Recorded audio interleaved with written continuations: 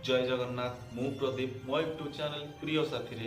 आपन को कहिबार अछि मो हृदयर कथा। डिसेम्बर 1 मु आज संध्या बेले बहुत भाविली मु जेतोले 2023 जनवरी 1 तारिख दिन न्यू ईयर दिन भाविली बहुत किछि लाइफ रे करबी किछि नुआ करबी नुआ अचीवमेंट करबी किछि ये करबी किंतु मु किछि करि पारली नाही। सेति पय मु समस्त को अनुरोध करूची I specially request all of you my friends जे समय नष्ट करंतुनी 2024 आसीबो